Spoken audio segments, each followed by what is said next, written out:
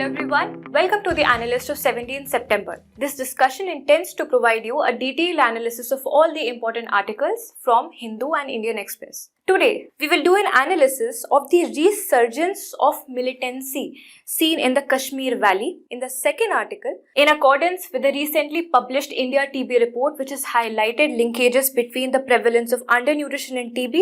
We will be analyzing the disease of tuberculosis and its cases in India.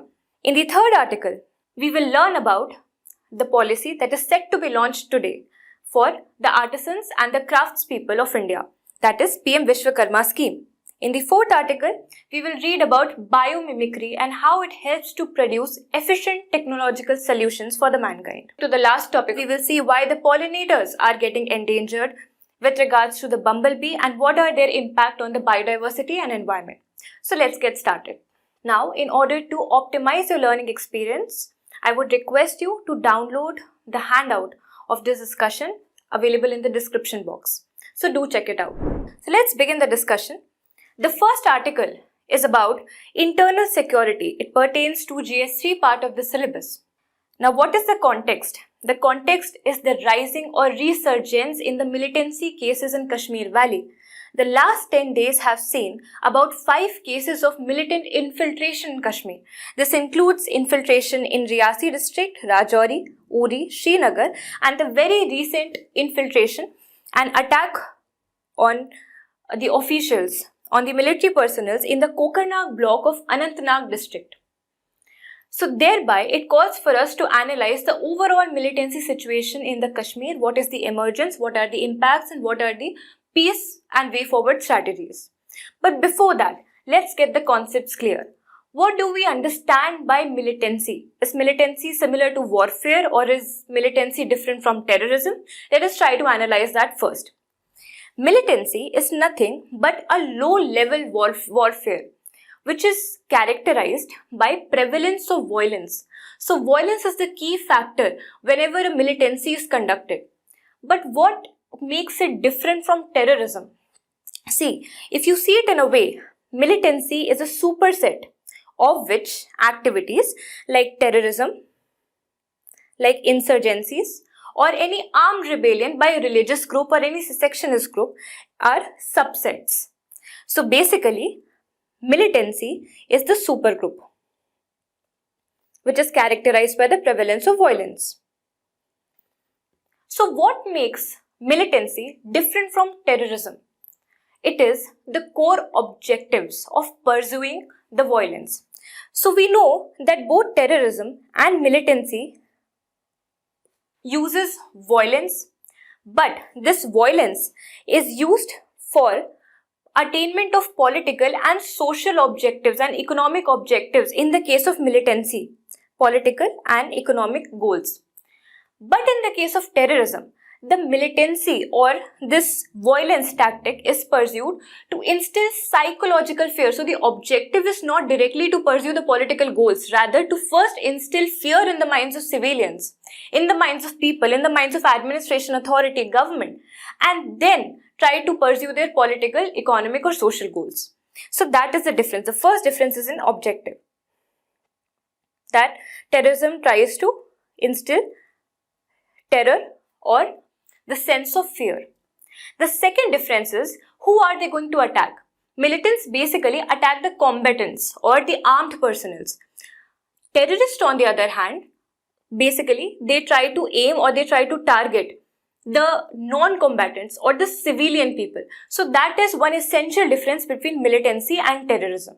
So once that is clear in our mind, now let's try to analyze the background or what led to the emergence of militancy in Kashmir. See, ever since independence, Kashmir has been a long breeding ground of the separatist ideology. Why? Because there has been historical disputes about its status. Why? Because when India assumed its independence, Kashmir was a princely state and the Raja of Kashmir forbade to join either Pakistan or India. Later what happened? it signed a standstill agreement with the Pakistan, which later Pakistani army violated by attacking the territories of Kashmir. So the Rajas sought military aid of the Indian government, thereby signing the instrument of accession. Still, because there was infiltration of both the armies in a particular ceasefire area, this area is still a breeding ground of these tendencies, a breeding ground of these radical elements and confusion over the status, whether it is India occupied Kashmir or Pakistan occupied Kashmir. So this led to creation of separatist ideologies, which were the breeding ground of conflict and violence in the valley.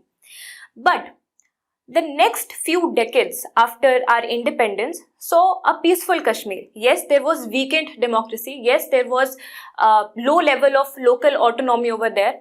But still, Kashmir was nowhere militant in nature. The militancy insurged in Kashmir in the year 1989. So what happened? During this year, due to the growth of Islamist tendencies, a lot of Islamic groups collaborated and they sought the political power, especially during this election of 1989. So all of them formed Muslim United Front, which we now commonly call as Hurriyat. When they contested the election with a manifesto that they do not want to follow the constitution, rather they want to follow the Islamic law of Quran in the Constituent Assembly, the election results came out like this. It was alleged that while they secured 31% of the total votes, they only got 4% of seats in the Constituent Assembly, which raised them to thinking that this election has been rigged. And as a result of this, they took up arms and they formed a militant organization, creating the first ever militant attack in the Kashmiri Valley.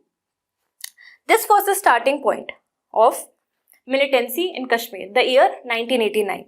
Now what happens? Once the militants have entered the valley, the police personnel, so the armed forces, the military will also enter into the valley. So now the valley is completely militarized. About 6 lakh people, either militants or police personnel, are active over there. This led to grave violation of human rights of the civilians. There were extrajudicial killings, there were tortures, there were rapes. So all of this frustrated the civilians, especially the youth.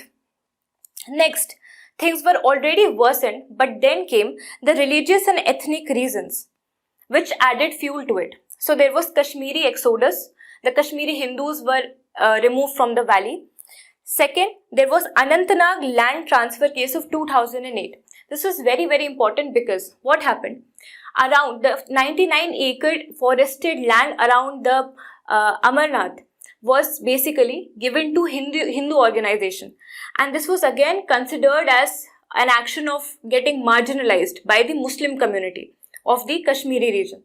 So therefore they again began taking up the attacks, and this is when the stone pelting activities actually started taking place in Kashmir. As you can see from the graph, the civilians and the security forces fatalities have now decreased, but they were at sharp rise during 1990s. This is the time when the ethnic conflicts were amalgamated with the already disturbed political scenario. Next is cross-border terrorism and external support.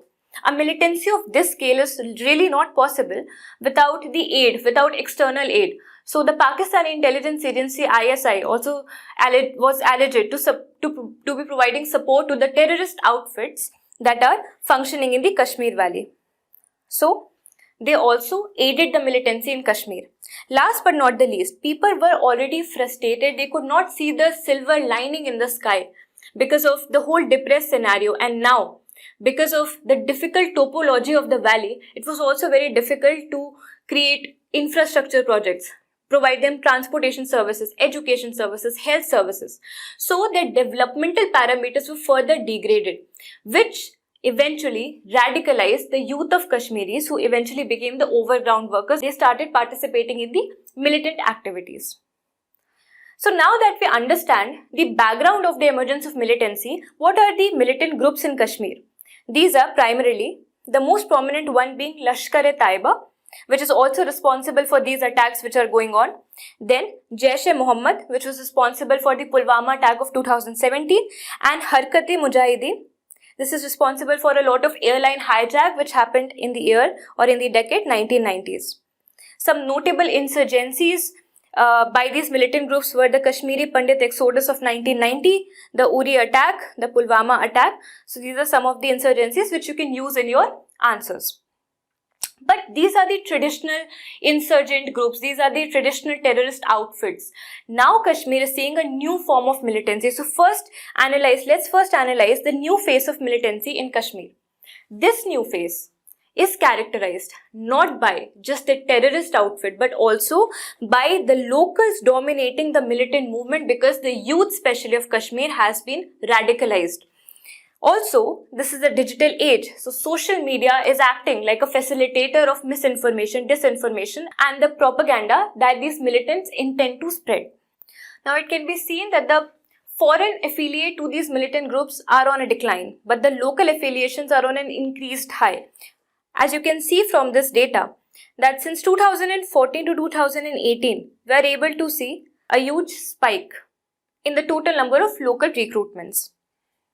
These militants have also taken up a new form of arms, that is the stones. So local militancy are basically getting converted into stone pelters who are attacking the armed personas or the security forces of Kashmir.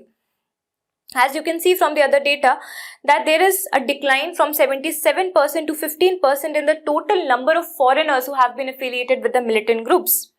And also, the agenda of these traditional terrorist outfits like LET, like Jaish-e-Mohammed, they are also getting transformed. How? Because now they are saying that we are not here for the jihadist purpose.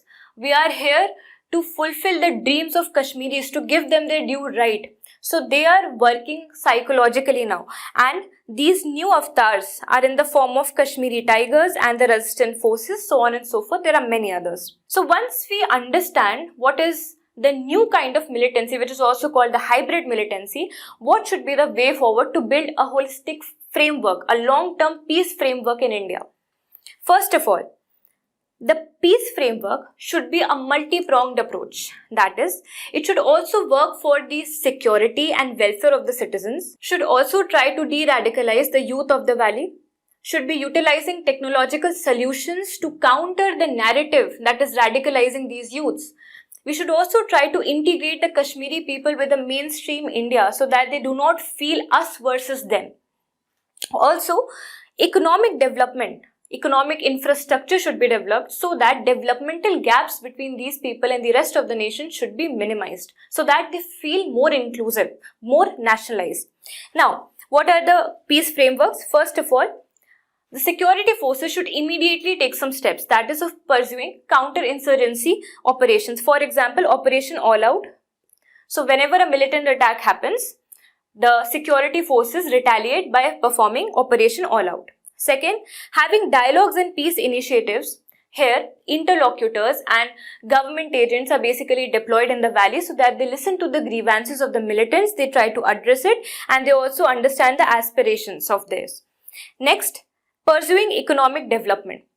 We should be doing connectivity, we should be providing them healthcare schemes, education schemes, and other facilities so that the standard of living increases, so that the youth that is getting frustrated, that is getting that is feeling deprived due to unemployment, due to lack of opportunities, sees some hope and leaves the path that is leading them to militancy. So Udan initiative is one such initiative by the government to provide skill development to the Kashmiri youth. Then some security measures needs to be taken so that we can do preventive checking of such militant activities. This would require you to have increased surveillance, provide some additional troops, improved intelligence sharing mechanism should be deployed, and surveillance across the bunkers should be there. Next is community engagement and integration. Through this, they can be empowered politically. They can be provided local autonomy. Revoking Article 370 was a step in right direction to reinforce autonomy.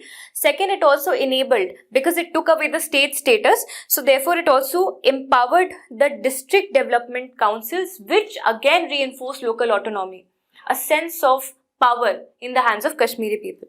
Then the Operation Sadbhavna is taken up by the government to integrate Kashmiri with the rest of the India. Next is anti-radicalization efforts, especially to de-radicalize the youth.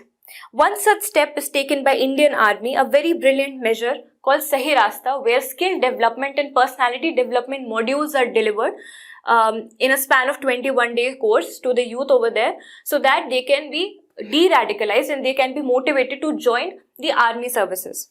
Next, realization of soft border concept. The external aid provider, that is Pakistan, also needs to be mediated, which means we need to have a soft border concept with the Pakistan, where we are allowing free flow of transport, where we are allowing free flow of the services of people.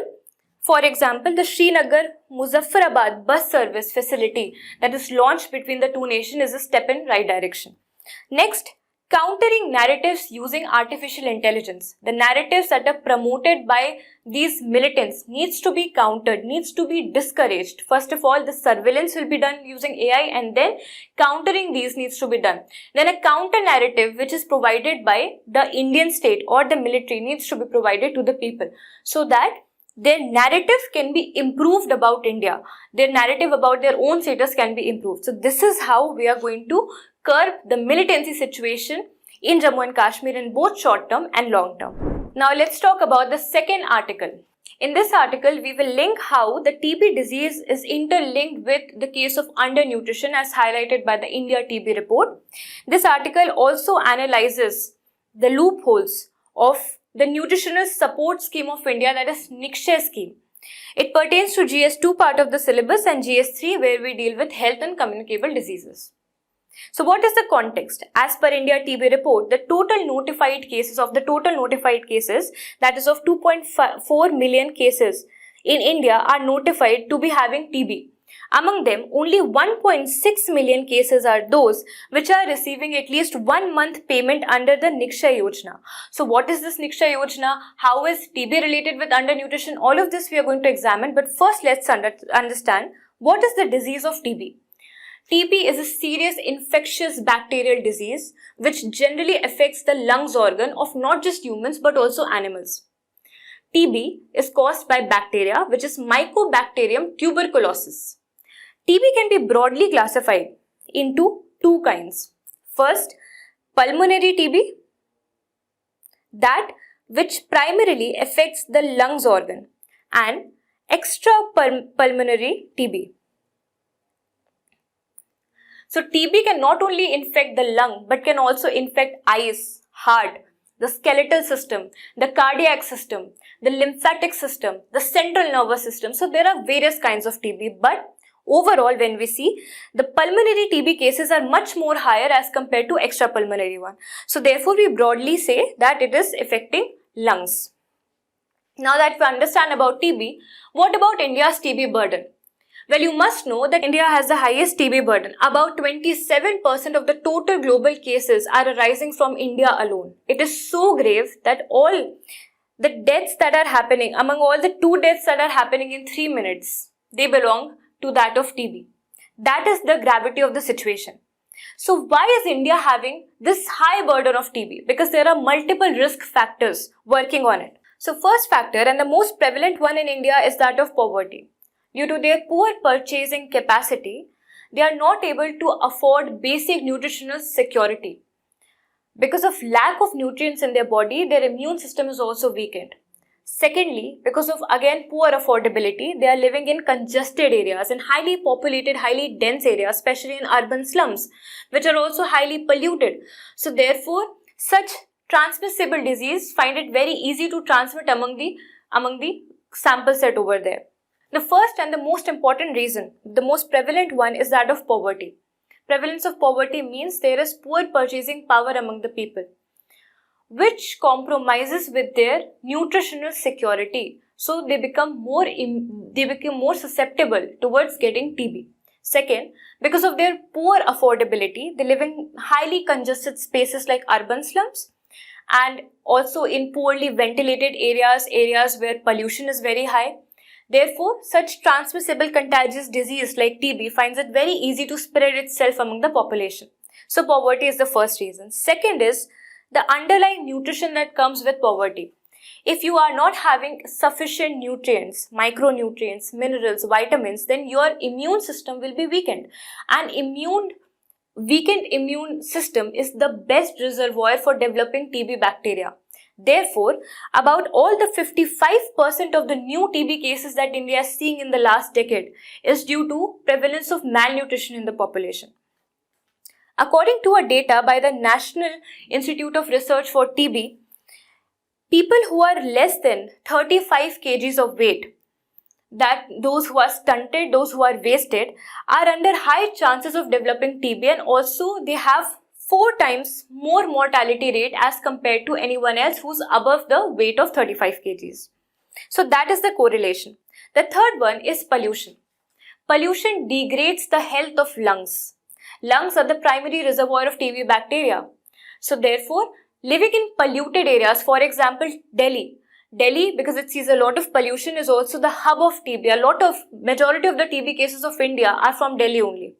So therefore, pollution is also a causation factor. Second is the prevalence of HIV/AIDS disease. Goes without saying that TB attacks you when you are weak on your immune system.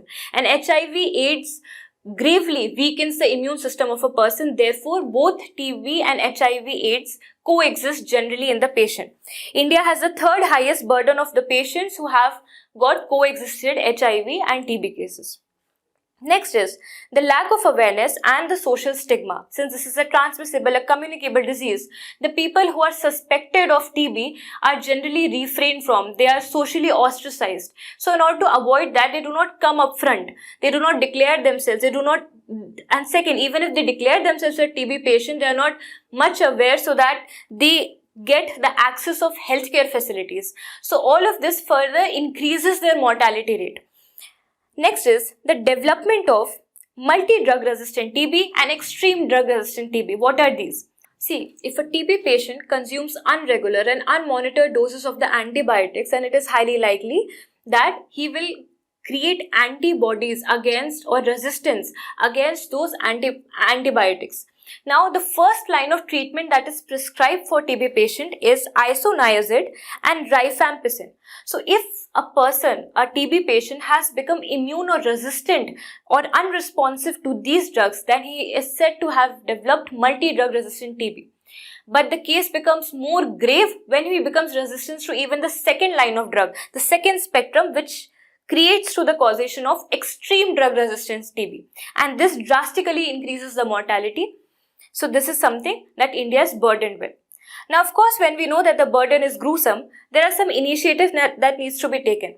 And as we know that there are multiple causation factors of TB, the policy that is required for addressing the challenge of TB should be very, very holistic. That is, it should be dealing not only with providing institutional health care, but also should be providing destigmatization, awareness to the beneficiary or to the patient, to the family members. Then also should be providing some pollution control measures, some financial support should be given, nutritional support should be given. So, a culmination of all these factors was for the first time launched by the government in the form of National Strategic Plan for TB Elimination from year 2017 to 25. 2025 is the year when India has committed to eliminate the TB from itself. Now, for WHO, you must remember that 2030 is the year when WHO has pledged that 75% of the cases, 75 to 90% of the cases will be reduced across the world. So that is global target, but for India, we have a target of 2025. Keeping that in mind, coming to the next one, this is to raise awareness. For raising awareness, the whole plan also inculcated an initiative called PM TB Mukt Bharat Abhiyan. Second was to provide social and financial support. Now this was done in the form of Nikshay Yojana or Nikshay Poshan Scheme, which enabled cash transfer. So any TB patient would be getting a cash transfer of 500 rupees per month in order to get some nutritional support. However, it is vastly misused by the TB patient as well. So cash transfers and also Nikshay Mitras for providing them awareness, medicinal support, documentational support, etc. Then providing institutional care by setting up healthcare facilities in the form of care and prevention centers for TB. So far, India has more than 500 TB CPCs.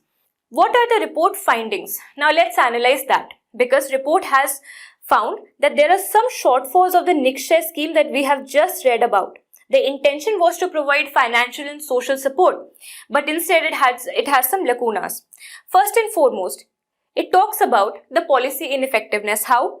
First of all, the policy has got very limited coverage, either due to leakages or due to ineffective implementation of the policy. So as we have already seen that about 2.4 million cases were registered of TB, and only 1.6 of them, only 66% of them have received the month payment, at least 1 month payment. So situation is very grave. Even if the coverage is very short, there is huge variation seen across the states. There are states like Delhi which have got the highest burden of TB across all. So states like Delhi, states like Assam, state like Bihar, Northeast states, these are the ones who have received only 45% beneficiaries have received less than one payment in 2022. So the coverage is also very poor. Then there are challenges in implementation because it is not reaching those who need it the most, that is the last mile people, the poorest people. Also, they face a lot of document related barriers while they're trying to seek the benefits of the scheme. So these are some of the issues. There's delay in receiving payment also. So these are the report findings. Now, before analyzing the way forward, we should also have a look on the governmental initiatives that are there worldwide. So, in the international front, there are efforts by United Nations where it has launched Global TB Elimination Target, that is to eliminate TB from 95% of the patients by the year 2030. This is launched in coordination with WHO and United Nations AIDS Program. Then there is DOT strategy by WHO. This question can be asked in prelims, that DOT strategy is related to which disease. So you have to mark it as TB. Then there are global funds set up to fight AIDS, TB and malaria disease. Then there is International Union Against TB and Lung Disease. So these are some of the government initiatives that you can also incorporate in your mains answers and also for your prelims information. What should be the way forward? First of all, one that has been highlighted by the report itself, that while there is importance of providing nutritional support to the patient, it should also be understood that TB is a disease which can be transmitted. It is a communicable disease. So we need to keep the whole family immune. How can we do that? Not just by providing nutritional support to the patient alone, but also by providing it to the entire family. One such case study was observed in Jharkhand, where it was seen that the district administration provided nutritional support to the entire household, which showcased that there was a reduction of about 39 to 48% in the number of TB cases in that state. So this showcases that we should be taking nutritional support, but at the same time we should be enlarging the nutritional support not just to the individual but also to the entire family. Next, reducing the stigma so that the person who's affecting from the TB can get early access to the medical facilities. Next, early diagnostics and treatment that I have just now told. In order to manage these many cases that are underlying in India, we need holistic and very robust medical infrastructure. We also need trained medical personnel. So adequate amount of training and capacity building is also step in the right direction. And last but not the least, government needs to make sure that while there are certain programs that are in place, but their effectiveness, their coverage and their efficiency should also be regulated, should also be managed, especially those of nutritional support programs like Nikshay Poshan Abhiyan, like Poshan 2.0 Abhiyan. So these will eventually lead to reduction in the cases of TB in India. Coming to the next topic of the day, a scheme which is set to be launched today for artisans and craftsmen of India. This is PM Vishwakarma Yojana. This is pertaining to GS2 part of the syllabus where we read about government policies for vulnerable section. So what is the context? The context is just that it is set to be launched today at the International Convention and Expo Center in Delhi in the occasion of Vishwakarma Jayanti that is celebrated today on 17th September. So first of all, before understanding what is this scheme all about, let us understand the meaning of the name. Who was Vishwakarma? So Vishwakarma, Lord Vishwakarma, according to Hindu mythology, was the divine craftsman and the architect of the heaven and the earth. So all the chariots and the astras, including the Vajra Astra of Indra, are said to be created by Vishwakarma only. The cities like Indraprastha, the cities like Lanka, as according to Mahabharata and Ramayana, the city of Dwarka, or also said to be created by Vishwakarma only. And the descendant, the lineage of Lord Vishwakarma, the people who claim to be the descendants of Vishwakarma are called Vishwakarma community in India. So these are basically social group of artisans and craftsmen which are broadly divided according to their occupation into 5 subgroups. These are carpenters, blacksmith, bronzesmiths, goldsmiths, stonemasons and many more. This particular scheme recognizes as many as 18 occupations of the Vishwakarmas. What are the conditions of artisans in India? Once we know that Vishwakarma society is living in India, what is their status? So first of all, let's look into their population. So according to the Ministry of Textile Development Commissioner, it is said that there are about 7 million artisans in India. And these are largely working in unorganized spaces, which renders them poor in social security, in financial security, etc. What are the challenges that are faced by them? So these are the people who are having exceptional talent and they are surviving based on their traditional craftsman industry. But the challenge is that they are having poor recognition. They are having poor market access. For example, how many of us know about the weavers of Banarsi sari? The Kashmiri embroidery people, the Pochampalli ikat saris. There are other examples like Adilabad metal workers. Then there are Bagru block printers from Rajasthan. Then there are leather workers from Kolhapur and Agra. So these are the workers who are working exceptionally well, but they are very, very under-recognized. So that is the first and foremost challenge that they face. Second, they face challenge from the competition that are from the industrialized goods or from the mass-produced goods. First, because they are produced in bulk, then they are cheaper in prices also. So therefore, they face a lot of competition from them. Next, lack of access to finance and technology. Now, in order to modernize themselves, they need some access to credit. They need access to technology, but they are not given that either because of their social status or because of their marginalized or poor economic status.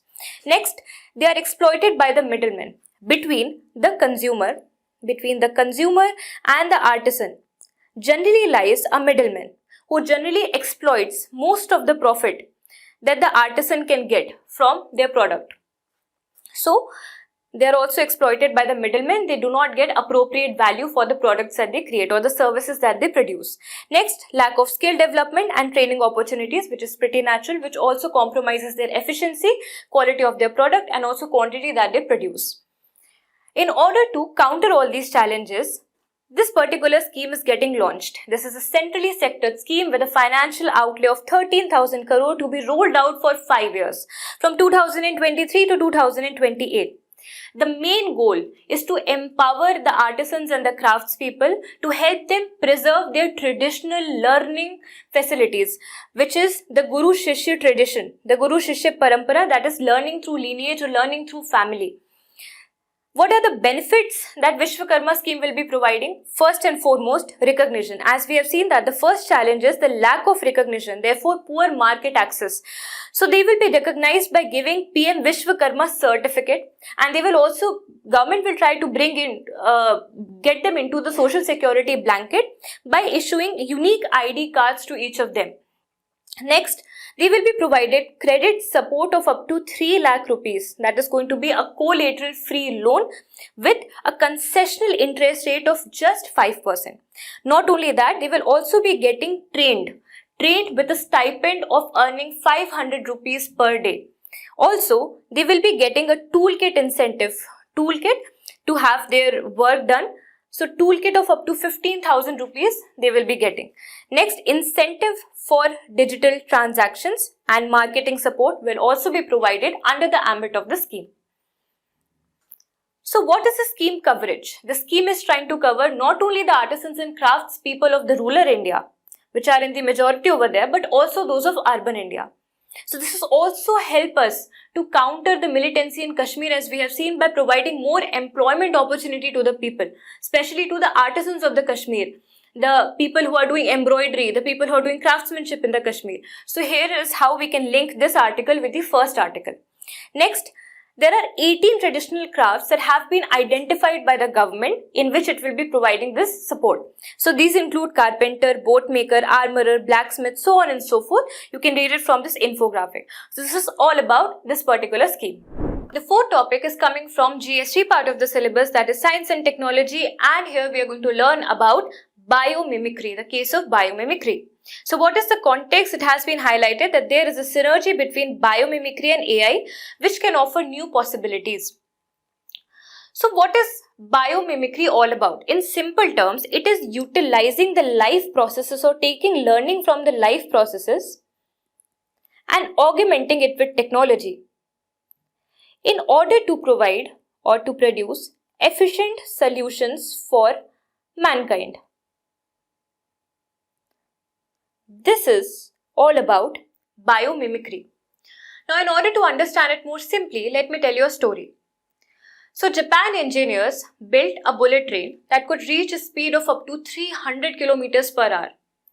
It was too fast of a train, but it was not very efficient because every time it used to cross the tunnel, it used to provide a great sound, a huge sound that would disturb the locals, that would disturb the people up to 400 meters. Such was the gravity.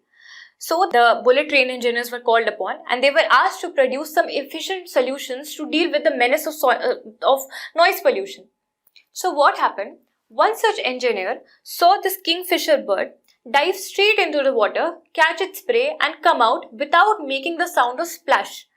So it incorporated this learning from this life of kingfisher and enlarged or emulated the front of the bullet train in the shape of beak of kingfisher. This not only reduced the noise pollution to a great extent but also made this technology very energy efficient.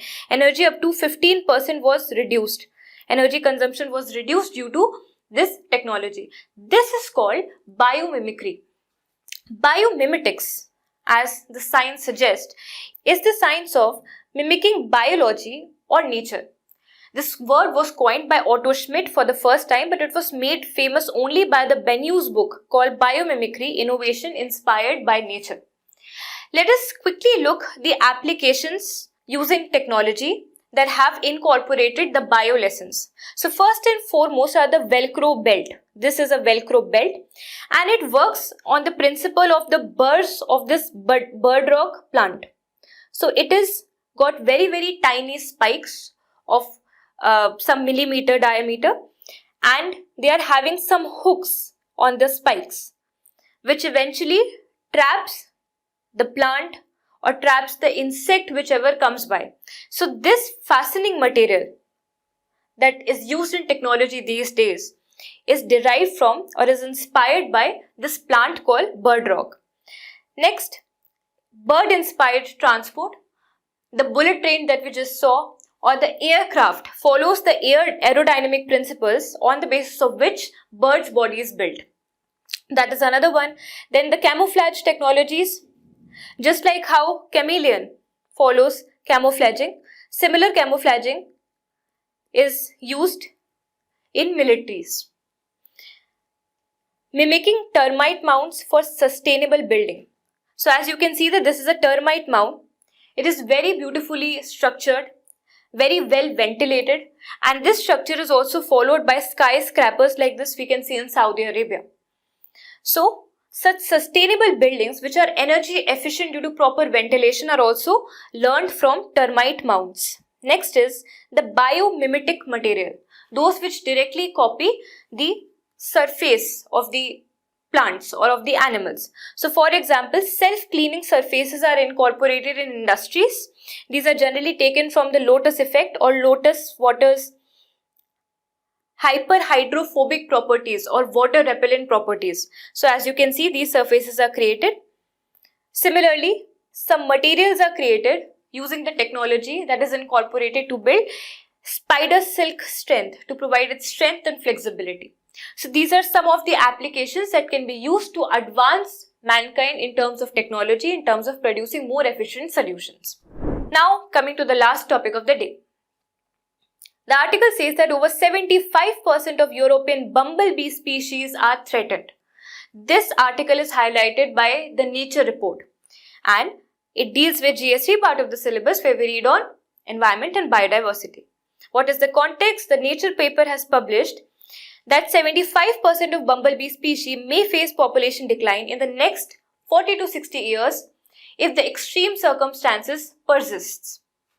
So first of all, what is this bumblebee species?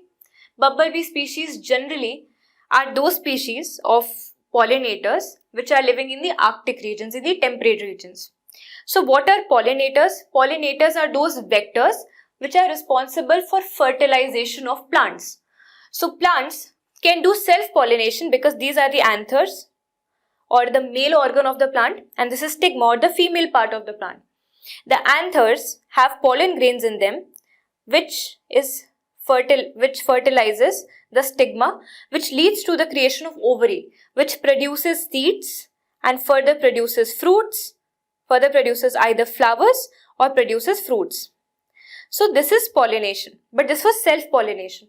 What if biodiversity has to be increased? What if cross-pollination needs to be done? Then you need an external vector, and these vectors are called pollinators because they carry pollen grains from one plant to another. What are the findings of the report in this slide? First of all, there is a huge threat to the bumble species, as we have already seen that there could be 75% decline in their population if the extreme circumstances persist. Second, there are declining numbers of not just the bumblebee, but the pollinators across the world. Pollinators can be broadly divided into vertebrates and non-vertebrates or invertebrates. Invertebrates are included, the bees are included as invertebrates. Around 40% of the invertebrate pollinator species, particularly the butterflies, the bees, are endangered now. 16.5% of the vertebrate pollinators, for example monkeys, for example bats, they are threatened. In India, if we see, wild honeybees, Asian bees and little bees have steadily declined from the past 30 years. What are the other findings of the report? It also highlights the drivers of the population decline. First and foremost is the change in the land use pattern, the growing urbanization, the growing deforestation which is taking away their habitat. Not only that, it is also said by the report that the ecologically suitable territories required for the thriving of these pollinators are shrinking by at least 30% and will shrink more from 2061 to 80. Also, there are alterations in the climate patterns that are taking place. Why? Because of the anthropogenic interventions, because of the pollution or because of the emission of greenhouse gases. Now, what is the importance of pollinators? Why do we need to preserve, save these small beautiful creatures? Because together they are very, very strong. They feed or they are responsible for producing 75% of the total food crop. So that would shrink in case these populations are getting declined. Second, 90% of the flowering plants are dependent on these pollinators. So just imagine the impact on biodiversity if their populations are on a decline. They are also a source of nutrients, vitamins and minerals to the human. For example, the honey that we collect from honeybees is an excellent source of alkaline minerals. There are also some regional impact. Regional impact would be, first of all, it will gravely reduce the diversity. Without the pollination, genetic diversity will also be compromised. This will weaken the immune system of the entire habitat or the biodiversity in large. So, it will also reduce the crop production. This will first and foremost compromise the food security of the region. And second, it will degrade the standard of living of the farmers. Because of the weakened immunity of the habitat, it will also cause the prevalence of diseases in the ecosystem. So such is the impact of these pollinators which needs to be preserved. So what are the conservation efforts that are growing across the world? The importance of pollinators have already been recognized. First, by the Convention on Biological Diversity, which is CBD, formed in the year 1992 under Rio Summit. And it has got a strategic plan in the name of International Pollinator Initiative Action Plan from year 2018 to 2030. This you need to remember. Second is International Pollinator Initiative. This is set up by FAO in the year 2000. And third is Global Pollination Project, again by FAO, to improve the understanding among the countries regarding the importance of the pollinators and the need for their preservation. So this was all about today's discussion. Thank you so much. I hope you have a nice day.